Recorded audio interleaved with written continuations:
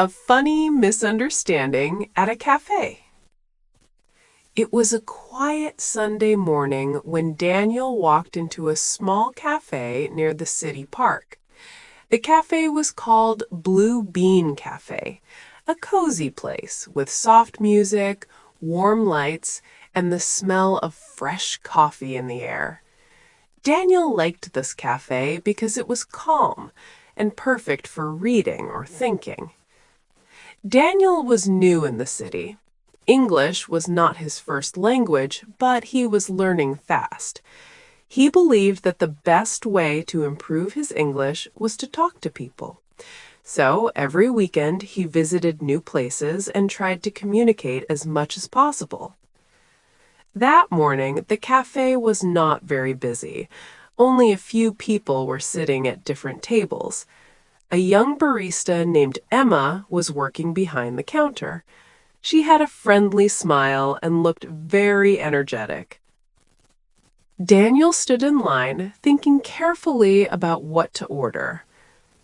"Okay," he said to himself, "speak slowly, clearly, and confidently." When it was his turn, Emma smiled and asked, "Good morning. What can I get for you today?" Daniel smiled back and replied, "Good morning. I would like a hot chocolate, please." Emma nodded and then asked, "Would you like it to go or for here?" Daniel froze for a second. In his mind, he heard the words "to go" and "for here," but his brain translated them in a very strange way. He thought Emma was asking if he wanted the chocolate now or later. So he answered confidently, "For here. I am not going anywhere."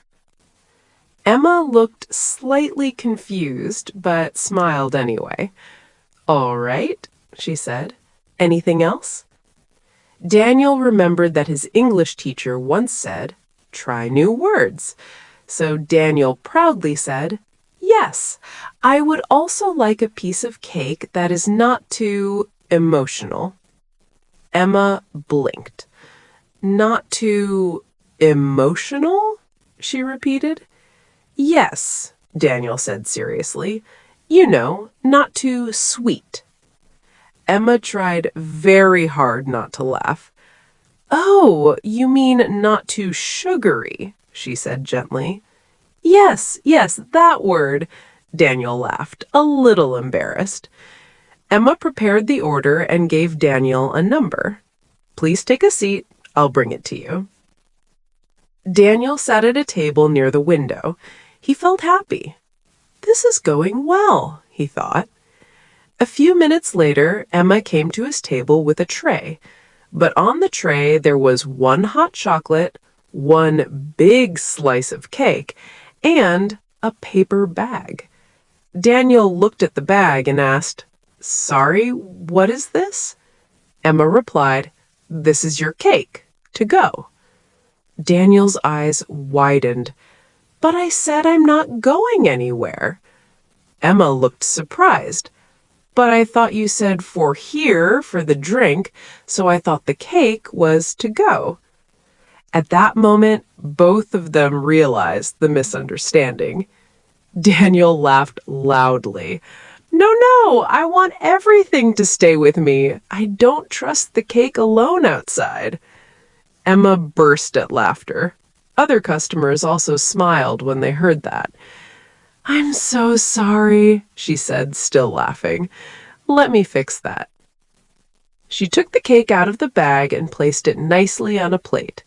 "There you go, safe and sound." Daniel thanked her and took a sip of his hot chocolate. "This cafe is very kind. Even the misunderstandings are friendly." Emma smiled warmly. "English can be tricky sometimes, but you're doing great." Daniel nodded. "Today I learned 2 things. 1, cake cannot be emotional. 2, to go is dangerous." They both laughed again. Before leaving, Daniel went to the counter and said, "Thank you for the coffee, the cake, and the confusion.